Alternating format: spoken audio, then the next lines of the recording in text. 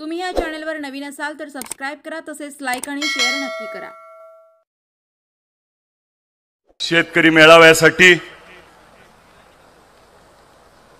उपस्थित असलेले या देशाचे कृषी मंत्री व या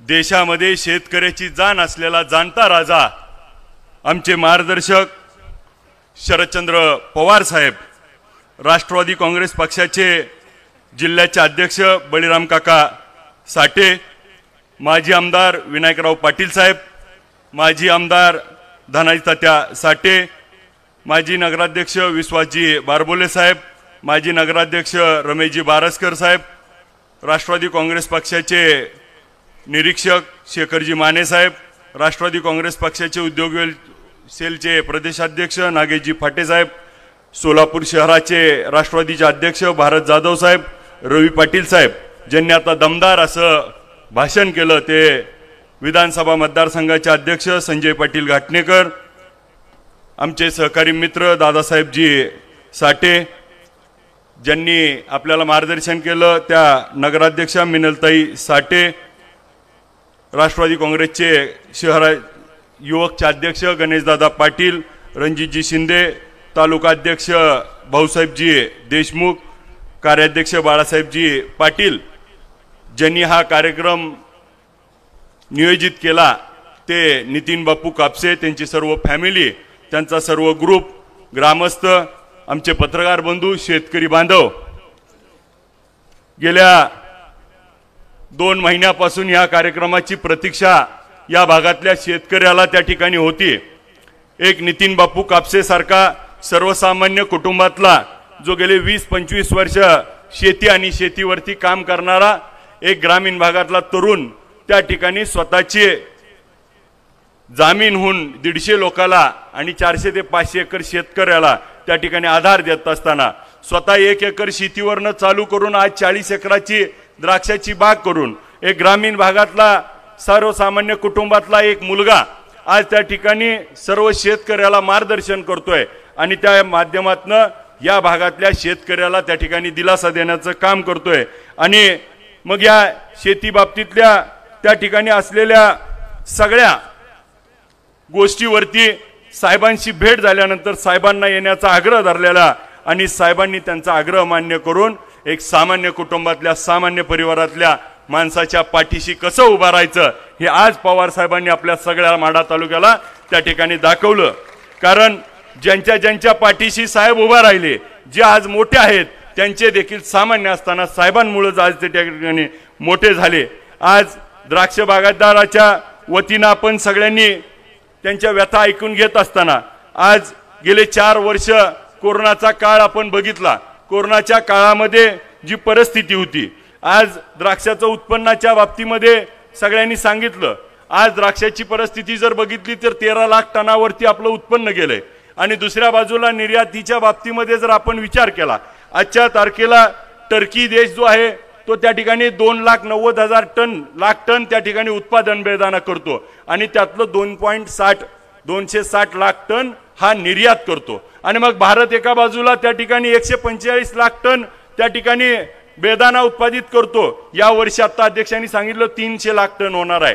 आणि मग आपण त्या ठिकाणी एक्सपोर्ट किती करतोय तर फक्त 25,000 त्या ठिकाणी टन, म्हणजे 3% हे एक्सपोर्ट त्या ठिकाणी द्राक्ष होत आहेत, बेदाना होतोय। आणि मग बेदाना त्या ठिकाणी का एक्सपोर्ट होत नाही तर सरकारचं धोरण। आज आपल्याला माहिती आहे कांद्याचा भाव वाढला की त्याच्यावरती निर्यात शुल्क, आयात शुल्क लावली जाते, निर्यात शुल्क लावली जाते।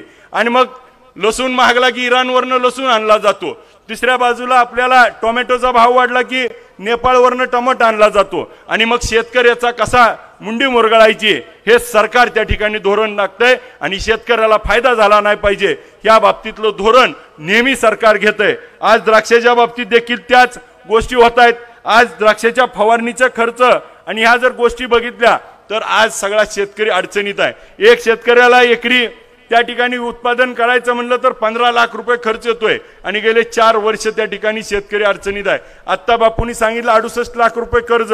येणाऱ्या काळामध्ये साहेब द्राक्षाचा शेतकरी सगळ्यात मोठ्या अडचणीत आलाय, कारण त्याने कर्जावर कर्ज केलंय, पुनर्गठन करून आज त्याचं कर्ज थकीत गेलंय का तर फक्त आणि फक्त द्राक्षाला मार्केट नाही. कोरोनाच्या काळापासून त्या ठिकाणी शेतकरी अडचणीत आहे आणि मग असा कुठेतरी माल चांगला यायला लागला की त्या ठिकाणी एका बाजूला सरकार मारतंय, दुसऱ्या बाजूला दुष्काळामध्ये होरपळत असताना अवकाळी पडतंय आणि मग क्रॅकिंग होतंय आणि माल त्या ठिकाणी वाया जातोय आणि मग तो बाजारापर्यंत पोहोचत नाही आणि मग माल माझ्यापर्यंत पोहोचलं नसल्यामुळं शेतकऱ्याचं कर्ज अजून वाढतंय. आजची साहेब अवस्था अशी आहे, विदर्भामध्ये मराठवाड्यामध्ये आत्महत्या होत होत्या, परंतु काही काळामध्ये ह्या द्राक्ष बागायतदारावर जर लक्ष दिलं नाही तर त्या ठिकाणी शेतकऱ्याला द्राक्षाच्या एकतर त्या ठिकाणी दावं घ्यावं लागतंय, नाहीतर रान इकावं लागतंय, नाहीतर शेतकरी वाचत नाही. अशी अवस्था आहे साहेब.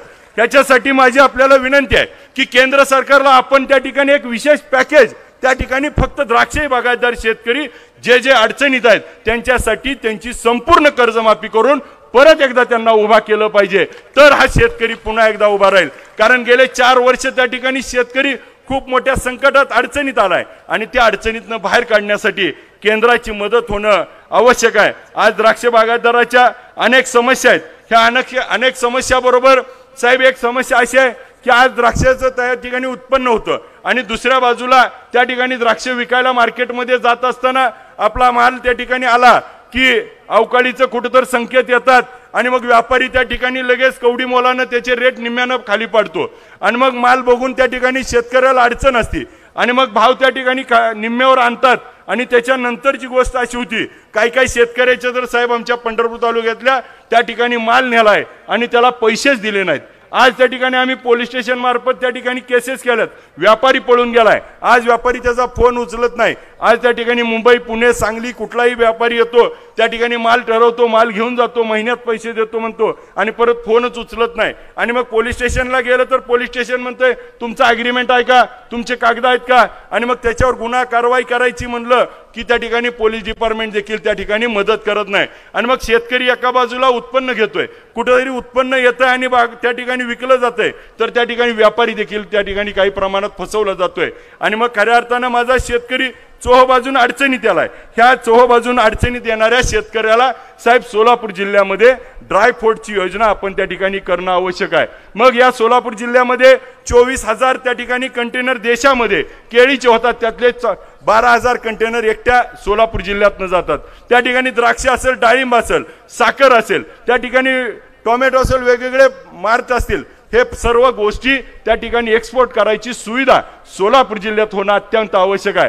जर सोलापूर जिल्ह्यात तशी त्या ठिकाणी सुविधा झाली तर माझ्या शेतकऱ्याला कुठेही बाहेर न जाता त्या ठिकाणी नक्की सोलापूरमध्ये माझ्या भागामध्येच त्या ठिकाणी आपल्याला त्याचं मार्केट उपलब्ध होईल आणि त्यातून शेतकऱ्याची फसवणूक होणार नाही. योग्य दर मिळेल, स्पर्धा लागेल आणि स्पर्धा लागल्याशिवाय त्या ठिकाणी आम्हाला योग्य दर मिळत नाही. साहेब, स्पर्धेच्या बाबतीत मी आपल्याला एवढंच सांगतो की त्या ठिकाणी साहेब विठ्ठल कारखान्याच्या निवडणुकीमध्ये शेतकऱ्यांनी त्या ठिकाणी माझ्यासारख्या एका कार्यकर्त्याला निवडून दिलं आणि मी जिल्ह्याची दराची स्पर्धा लावून टाकली. साहेब, काही जण म्हणले गेल्या 23 तारखेला कार्यक्रम होता, आपला कार्यक्रम आणि त्यांचा कार्यक्रम एकाच दिवशी, आणि किती कटुता आणायची ह्याचं देखील त्या ठिकाणी तारतम्य राखणं गरजेचं आहे. मला आठवतंय साहेब, मी मागच्या कार्यक्रमाला आपल्याला होतो त्यावेळेस जे निष्ठावंत म्हणत होते मला एवढं दिलं तेवढं दिलं, अश्रू ढाळले, आणि ते देखील आज आपल्या सोबत नाहीत. परंतु साहेब, माझ्यासारख्या एका सर्वसामान्य पोराच्या पाठीवरती तुम्ही हात टाकला, ज्यांनी 2500 रुपये भाव जाहीर केला. मी साहेब गप बसलो. मी जर 2400 केला असता तर यांना लय गोड झाला असतं, पण मी म्हणलं 2550 देऊ.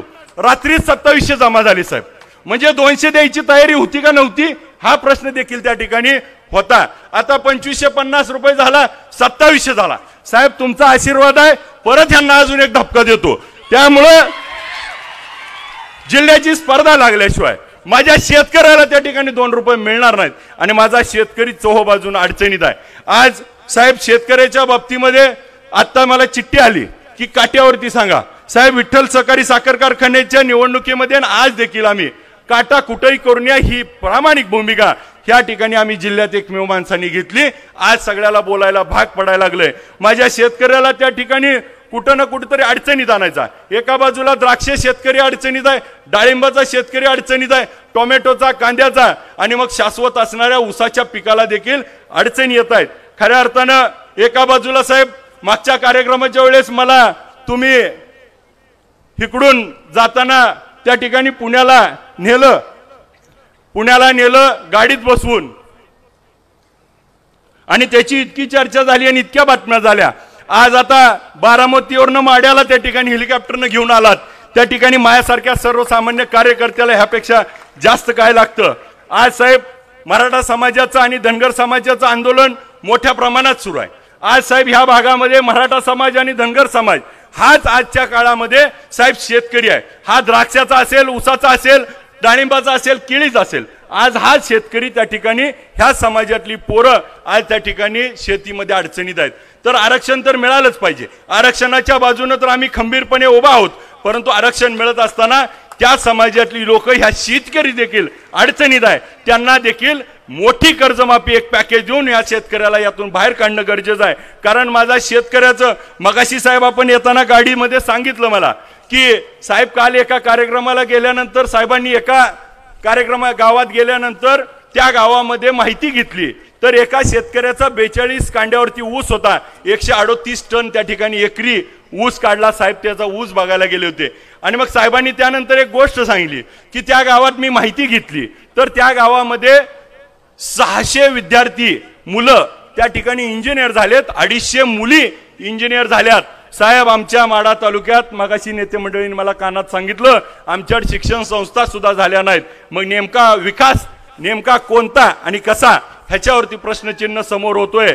साहेब आपण जो विकास शाश्वत त्या ठिकाणी केलाय तो विकास आता येणाऱ्या काळात गरजेचा आहे. आपल्या माध्यमातून नितीन बापूंना जे काही हा कार्यक्रम आयोजित केला, नितीन बापूंवरती इतकी संकट आली, राजकारण झालं, अशा सगळ्या गोष्टीला तोंड देऊन नितीन बापू आपल्या पक्क राहिले. नितीन बापूची एक चांगली सवय आहे, जी खरं आहे ती पटकन बोलून टाकतात. मागं पुढं काय नसल्यामुळं त्या माणसाच्या मनात काही नसतं. मला नितीन बापू आपल्याला या माध्यमातून एवढंच सांगा वाटतं की आपण पवार साहेबांचा विचार धरलाय, पुढच्या काळात देखील पवार साहेबांच्या विचारावर आपण चालावं. नक्की आपल्याला शेती आणि शेतकऱ्याच्या बाबतीमध्ये नक्की आपल्याला पाठीशी साहेब उभा राहतील.